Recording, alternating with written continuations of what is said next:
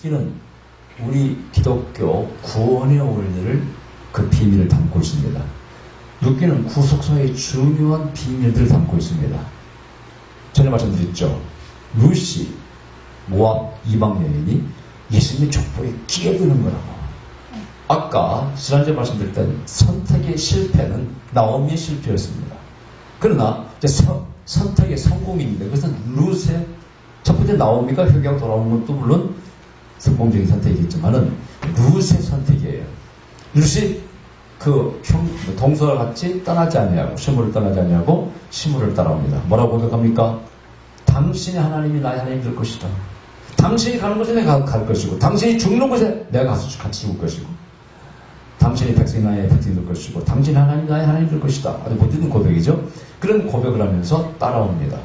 여기에는 효심, 인간의 인정, 뭐 이런 가지 다 들어있어요. 또 성실함 다 들어있습니다. 그래서 착한 사람의 복을 받는 원리도 담겨있지만은, 그러나 정말 깊이 있는 의미가 여기 담겨있다. 참으로 제가 이번 주에 이 말씀을 공부하면서 저도 많이 은혜를 받았어요. 왜냐? 이 룻기가요 언제 읽히느냐? 펜테코스트라고 하는 오순절날 이스라엘 민족들이 한 5권의 책들을 이렇게 읽는 책들이 있어요. 절기 때마다. 근데 그 오순절날 읽는 책이 바로 룻기입니다. 왜 그럴까요? 이 시즌이 바로 보리 추수와 밀 추수 때 있었던 일이에요. 여러분 6월절은 보리 추수입니다. 그 다음에 이 오순절은요 밀 추수예요. 이스라엘 땅에서 나누는 중요한 식량, 뭐 예를 들어 과일 말고 식량 2가지가 보리와 밀이에요. 이 보리와 밀이 뭘 상징하느냐? 여러분 모세가 시내산에서 돌비 2개를 받아오죠. 돌비 2개 받아오죠. 2개입니다. 이 2개가 굉장히 중요한 의미가 연결되는 거예요. 2 말씀이에요, 여러분. 그런데 왜 그런 말씀을 드리냐? 바로 오순절날 모세가 시내산에서 십계명을 받았지 않습니까? 이들 랍비들은 이렇게 말합니다. 바로 이 오순절이 주다이즘, 유대의 민족의 정신이 탄생한 날이에요. 주다이즘의 생일이에요. 유대교의 생일이라는 뜻이에요. 동시에 누구의 생일이에요? 우리 개신교의 생신이라고 합니다. 성령 강림절이라고 합니다. 그때 성령 받고 교회가 탄생하게 됐다는 거예요. 희한하게 오순절날 주다이즘과 유대교와 바로 예수님 믿는 크리스천이티가 서로 같이 탄생했다고 주장을. 이야, 재밌잖아요, 여러분. 재밌습니다. 그런데 성경에 보면 오묘한 것들이 있어요. 오묘한 것들. 자, 베드로가 오순절날 설교했을 때 몇 천 명이 회개하고 돌아왔습니까? 3,000명. 여러분, 구약에 3,000명이 숫자가 나오는 곳이 있을까요, 없을까요? 힌트를 드리겠습니다. 출애굽기 32장이 나옵니다. 어떤 사건 뒤에? 아론의 금송아지 사건 뒤에. 그 금송아지를 섬김으로 아론을 때렸던 사람, 그 사람에게 형벌 받아 죽은 사람이 3,000명. 이 무슨 연관이 없을까요? 분명히 있습니다. 분명히 있습니다. 여러분, 신약의 오순절날은 교회가 탄생하면서 3,000명이 살아났습니다. 예수 믿고 born again, 거듭났습니다. 구원받았습니다. 그런데 구약에서 율법에 의해서는 율법이 자체가 나쁜 건 아니죠. 그죠? 율법이 죄도 아니고요. 그러나 율법을 어김으로써 3,000명이 죽었습니다. 여기 중요한 율법과 은혜의 차이점입니다. 모세 율법이 나쁜 것이 아니라 모세 율법은 정죄한다는 얘기죠. 물론 살라고 주는 말씀이지만은 많은 사람은 율법에 취해가지고 죽어요. 그러나 은혜의 법은 살리는 법이라 해가요. 3,000명이 살았습니다. 이런 신비한 대조가 생길 수 있다는 것을 이번에 저는 알았습니다. 이번 주간 준비하면서 놀라운 일이었어요. 그리고 이 주인공 보아스라는 인물이요, 굉장히 중요한 인물. 재밌는 것은 이 보아스가 뭐냐? Standing in strength라고 그래요. 강한 자, 힘있게 서 있는 자 그 뜻입니다. 이게 어디에 쓰였을까? 여러분, 성전을 건축할 때 솔로몬이 성전 2 기둥을 뭐라고 이름을 지었어요? 야긴과 보았습니다. 오른쪽 그 필러 기둥은 그가 세우실 것이다 그 뜻이에요. 그리고 이 보아스가 능력 있는 자라는 뜻입니다. 성전을 누가 세우느냐? 하나님이 세우시고 그분이 바로 능력 있는 분이라 그런 뜻인데, 또 그 두 기둥은 때로는 아버지와 아들 나타내기도 하고 합니다만은, 그런데 그 보아서 똑같은 이름이에요. 여러분, 오늘 이제 더 우리가 깊게 연구하면요, 이 보아스가 누구를 예표한다고요? 대신한다고요? 사실은 구속자 예수 그리스도를 대표합니다. 그 스토리가 거의 흡사하고 똑같습니다. 신비한 일이에요. 그래서 제가 이 말씀을 묵상할 때, 여기는 놀라운 오묘한 하나님의 섭리가 담겨있다. 이 섭리 연속이에요. 보통 우리가 하나님의 역사를 크게 두 가지로 나누면요, 기적과 섭리예요. 기적은 어떤 한 가지 사안들이 우리 이성을 뛰어넘어서 있겠지 않게, 생각지 않게 희한하게 벌어질 때 기적이라고 하는 거예요. 병이 나왔다든가 이렇게 몸이 갈라지는 한 사건이죠. 근데 그것보다 더 중요한 것은 그런 기적들이 모으고 모아져서 큰 섭리를 이루는 겁니다.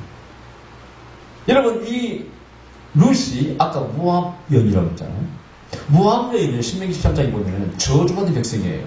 재밌는 것은요, 저 에돔 사람들은 3대만 지나면은 벌 받았기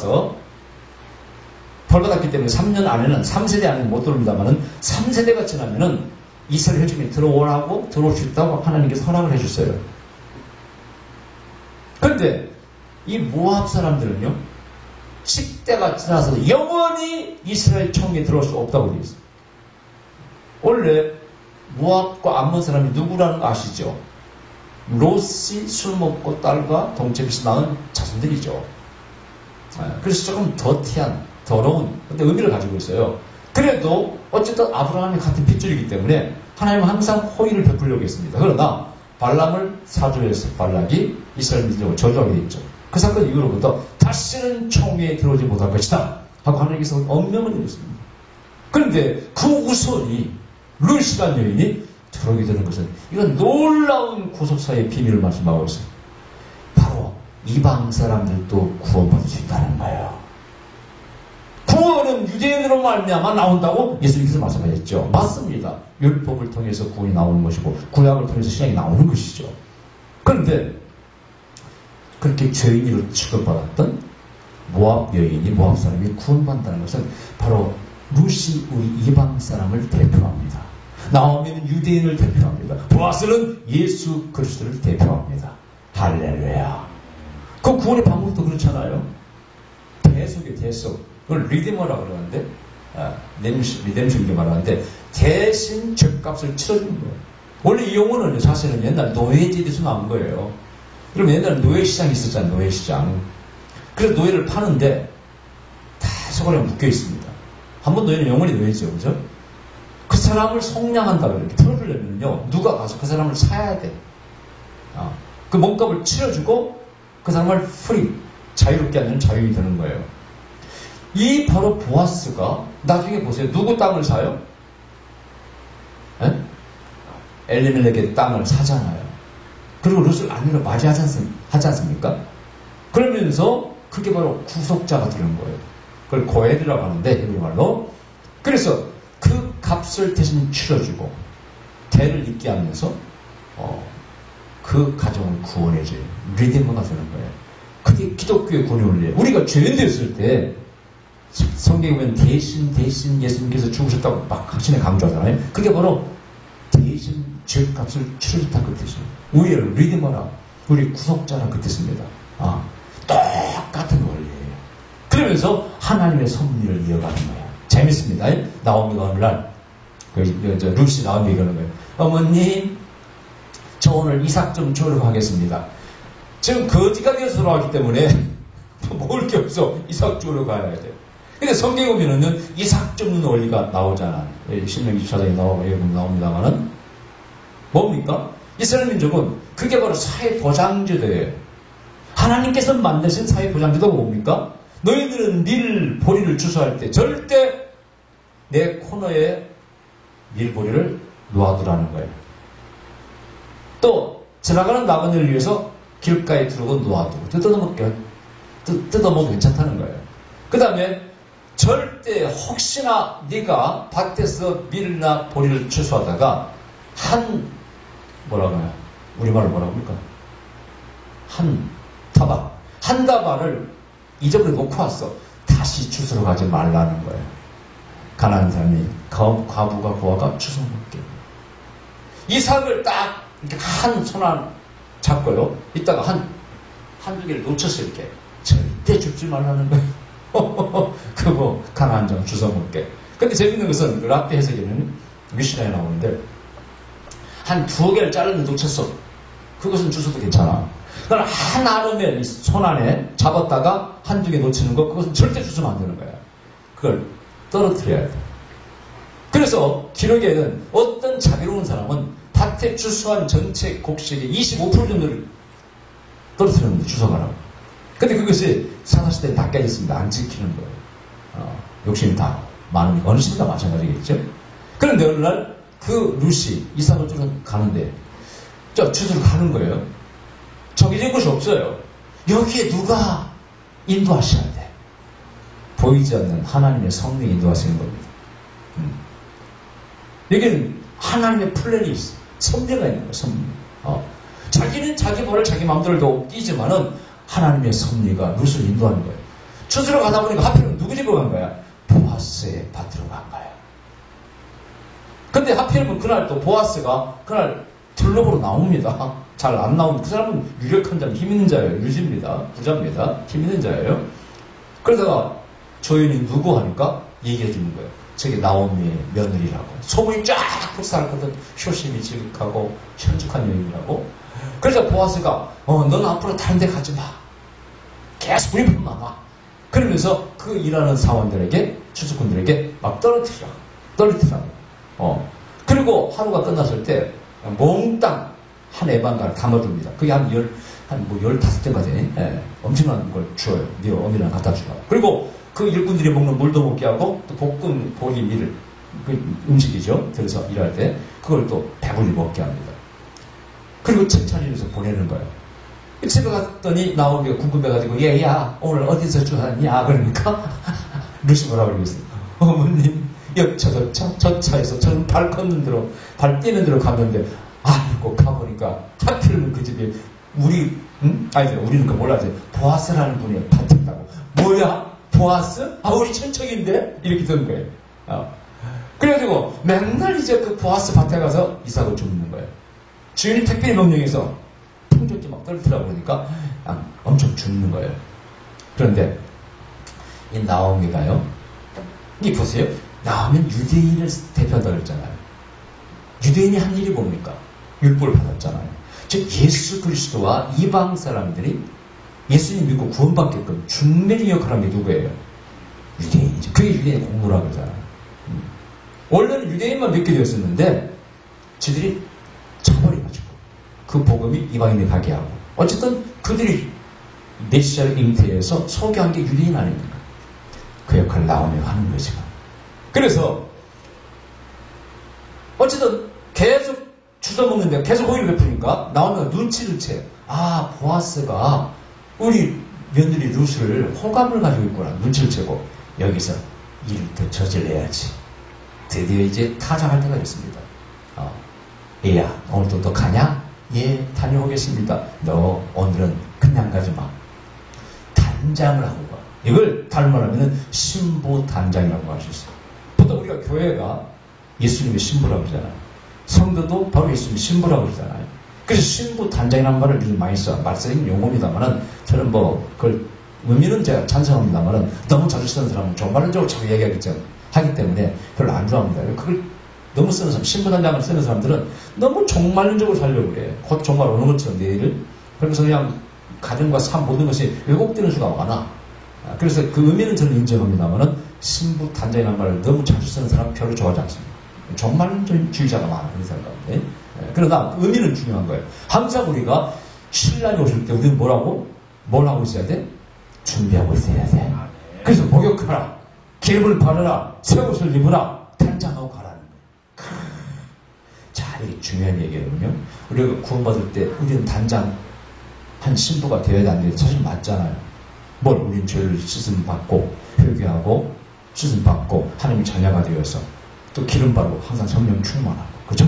그리고 예수님의 제 이름을 기대해야 됩니다. 아멘. 근데 우리가 그 준비가 안 됐을 때는 우리가 어떻게 부끄러운 구원을 받을 수 있고 주님 오신다는데 숨어버릴 수가 있어. 떼부장을 짝짝 흐르니까 준비가 안 됐으니까 신랑이 오신다는데 그 여친의 비유처럼 기름이 준비가 안 됐으니까 그때 사풀이하고다 그냥 기름 찬다고 하다가 놓쳐버린 거야 5명이. 기름 놓쳐버린 게 아닙니까? 준비가 연결되어 있는 거예요. 단장하고 너는 오늘 타작마당에 가서 연차수차 사이에서 나중에 잠들 무렵쯤에 보아스가 이불을 덮고 잠자거든 그 이불 밑으로 얼른 들어가라. 그렇게 지시를 내립니다. 근데 유대인의 이제 그 타작 추수를 우리 연구해보면 그렇습니다. 타작마당이라는 게 있어요. 여러분 마당을 가진 민족이 세계에서 거의 유일한 게 한국 사람이나 아세요? 마당 문화에도 모르죠, 여러분들. 여러분 시골집에서 다 마당이 있었어 없었어요? 마당에 사는 일이 뭐예요? 첫째, 가을에 추수합니다. 두 번째, 결혼식, 상당했을 때 꼭 잔치, 행사를 위해서 마당에 삽니다. 세계에서 거의 유일한 민족이랍니다. 거의 마당이 없답니다. 가만히 듣고 보니까 말이 맞는 것 같아요. 미국에도 마당은 잔디밭이지 우리처럼 마당이 아니에요, 이게. 자, 그런데 그건 그렇고 유대인들은 마당이 없어요. 그래서 들판에서 한 15m, 지름 15m의 그 추수 마당을 만들어요. 붙여서 만듭니다. 그 들판에서 추수를 하면 타작을 하는 거예요. 언제 하느냐? 한 오후 5시부터 합니다. 밤에. 왜 그러냐? 낮에 바람이 없어요. 그 당시에는 이렇게 보리나 밀을 딱 펴놓고는요, 보리깨를 막 두드리는 걸 이렇게 말려가지고. 그리고 어떻게, 바람이 날리는 걸 뭐랍니까? 다 까먹었네. 그런데, 한국 사람으로서 까분다 이렇게. 하여튼. 그래서 이제 그 보리 수염 같은 껍질을 날리고 알곡만 떨리게 하는 거 아니에요? 그것이 바람이 안 불면 못 하는 거예요. 그래서 이게 밤이 좀 약간 초저녁 지나고 좀 지나면 그때부터 해가 지면서 바람이 불기 시작하는 거예요. 그래서 5시부터 타작하기 시작해가지고 밤중쯤 이렇게 까부는 거예요. 그래서 밤중에 타작을 하는 거예요. 그런데 오늘 부분에 보니까 이 보아스가 부자인데 여기 나왔다는 것은 아마 추수 타작의 마지막 날인 것 같아요. 그때는 축제를 벌인 거예요. 이스라엘 민족은 추수 마지막 날은 꼭 축제를 벌여요. 잔치를 벌이는 거예요. 잔치가 별거 아니죠. 좀 음식 많이 하고 다 먹는 거 싫어하는데 포도주 먹으니까 먹는 거겠지. 우리도 마찬가지로 큰 잔치는 아니죠. 떡 좀 하고 수육 삶고 하면 잔치하는 거 아닙니까? 막걸리 사오고 옛날에 보면. 마찬 그런 잔치를 벌이는 거예요. 그래서 좀 기분이 좋았어. 가나하기 전 보아스가. 근데 주인은 대개 항상 그 타작을 하면은 지킵니다. 곡식을. 도둑이 못 가져가게. 그러나 보아스는 부자이기 때문에 하인들이 있겠죠. 마지막 날이기 때문에 잤을 거라고 추측을 학자들이. 그때 그 기회를 놓치지 말고 그 이불속에 다리를 집어넣고 그리 들어오라는 거예요. 이거 용감한 겁니다. 오해받을 수 있는 겁니다. 그러나 우리가 항상 기도 응답 원리에서는 뭐라고요? 귀가 원창하고 있잖아요. 여기에서 하나님의 섭리를 나오미 느낀 거죠. 야, 그래? 보아스가 나한테 그렇게 돼야 되냐?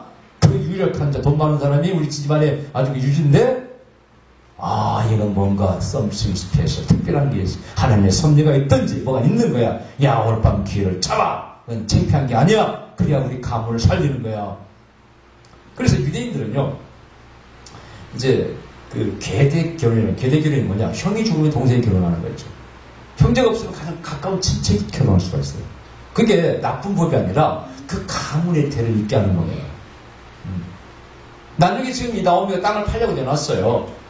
돈이 없으니까. 근데 유대인의 법에는 친척이 먼저 사줘야 돼. 순서가 있어. 가까운 친척부터.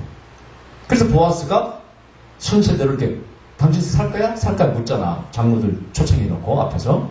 안 산다 그러니까 처음에는 살려고 그랬어요. 그러면 룻도 당신이 책임져야 돼. 이게 무슨 뜻이냐면요. 룻과 당신이 결혼하라는 뜻이에요. 여자를 밝혀서가 아니에요. 젊은 자를 밝혀서가 아니라 그 가문의 대를 이어주라는 뜻이. 그럼 자식을 낳잖아요. 그러면 지 자식이 아니에요.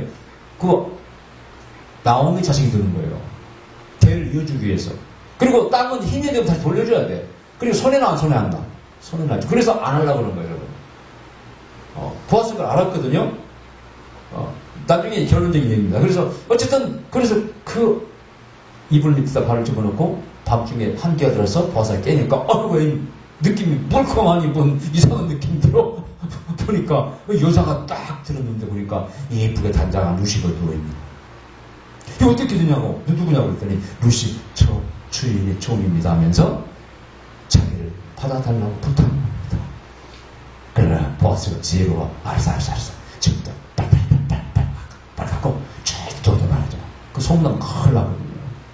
그리고는 제착하고 버리는 거예요. 장로를 초청해서 친척을 순서대로 불러가지고 당신이 할래? 당신이 땅 사고 결혼할래? 할래? No.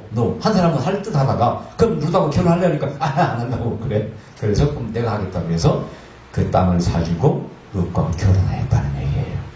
그래서 예수님의 족보에 여기 성경에서는 다윗입니다. 놀라운 것은 다윗 왕 유대인들이 가장 유일하게 생각하는 다윗 왕의 족보에 룻이 딱 들어요. 재밌죠, 여러분? 근데 그 보아스, 살몬이 또 그 보아스 조상이에요. 바로 당대는 아닌데, 바로 윗대는 아닌데, 살못이 누구를 취한 줄 아세요? 살못이 보아스의 윗대 선조인 살못이 취한 여인이 누군지 아세요? 기생 라합이에요. 결국 보아스가 룻을 취한 거예요.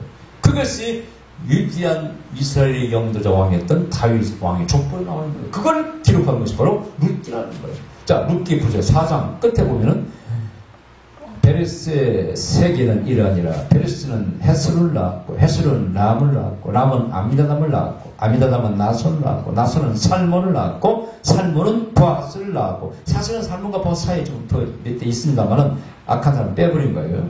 의미를 부여하기 위해서. 보아스는 오벳을 낳았고, 오벳은 이세를 낳았고, 이세는 다윗을 낳았더라. 이것이 기원전 한 500~600년 전에 기록된 겁니다. 이게 사사시대에 있었던 일이에요. 뭐 저자가 사무엘이라는 사람도 있고 또 다윗이라는 사람도 있고 여기는 분분합니다만은 이 구약 속에 그 모압 사람, 그것도 저질의 더러운 민족, 더러운 백성, 절대 총리로 들어올 수 없는 하나님이 저주했던 그런 백성의 그 여인이, 그것도 한 번 결혼은 실패한 남편 죽어버린 여인이 들어와서 예수님의 족보에 선조가 되었어요. 다윗의 조상이 되었어요. 이거 어떻게 설명해야 됩니까? 이게 하나님의 섭리라는 거예요. 이 섭리는 많은 기적들이 모아져서 한 선을 이룰 때, 점 같은 기적들이 선을 이루면서 만드는 게 섭리예요. 하나님의 섭리는 그렇게 이루어지는 것입니다. 그래서 기독교의 구속의 원리, 예수 믿음으로 은혜로서 이방인도 유대인도 다 하나님 안에 예수님 안에 하나가 되고 하나님 자녀가 된다는 놀라운 그 진리를 룻기가 이미 구약에서 이렇게 말씀하고 있어요. 그래서 신약의 씨앗이 어디 있다? 구약에 있다는 것입니다. 신약은 구약을 이루는 완성하는 거라는 거예요. 할렐루야. 또 구약 속에 누가 있다? 예수님께서 내가 있다. 나에 대해서 말한 것이다. 이 보아스는 바로 예수님을 예표합니다. 계시는. 나오면 유대인, 룻은 우리 이방인들이죠. 그래서 예수님 안에서 이방인과 유대인이 하나가 되는 거예요. 지난번에 말씀드린 것처럼 십자가가 모든 담을 허물었다는 거예요. 하나가 됐다는 거예요.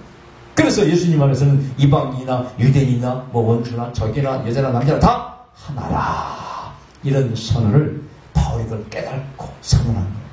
얼마나 위대합니까? 얼마나 위대합니까? 정말 재미있어요. 근데 이것이 하필이면은 바로 펜테코스트 오순절날 바로 유대인의 생일이었고 우리 크리스찬들의 생일이었고 하나가 된다는 거예요. 그리고 이 룻기를 꼭 그때 읽었다는 거예요. 유대인들이. 그리고 이것이 신약에서 이렇게 예수님에서 완성된다는 거예요. 여러분 결론은 그겁니다. 위대한 보아스입니다. 위대한 보아스. 물론 룻이 행실이 착하고 형식한 여인이 있기 때문에 보상받은 것도 있습니다. 그러나 더 중요한 거기 포인트는 뭡니까? 바로 구원받은 하나님의 백성이 되었다는 거. 이방인이 무얼로 자기를 누가 보았을까? 할렐루야.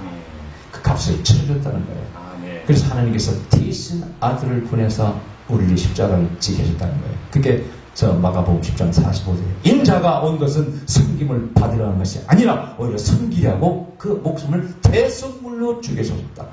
이것이 이루어진 거 아닙니까? 이것이 완벽한 이야기가 그래야 룻기 나오는 거예요. 룻기는 결코 꼭 며느리와 시어머니의 아름다운 얘기뿐만이 아니라 그래서 놀라운 기독교의 구속의 섭리를 말씀하고 있다는 걸 명심하시고. 아멘.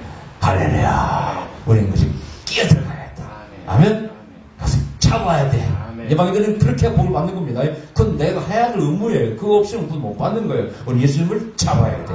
믿는 믿는 자에게는, 누구든지 믿는 자는 종부를 달았잖아요. 믿는 것은 내가 해야 될 일입니다. 그때 우리는 하나님의 자녀가 되는 관점을 얻습니다. 기다립시다. 그렇습니다. 아버지 감사드립니다. 성기노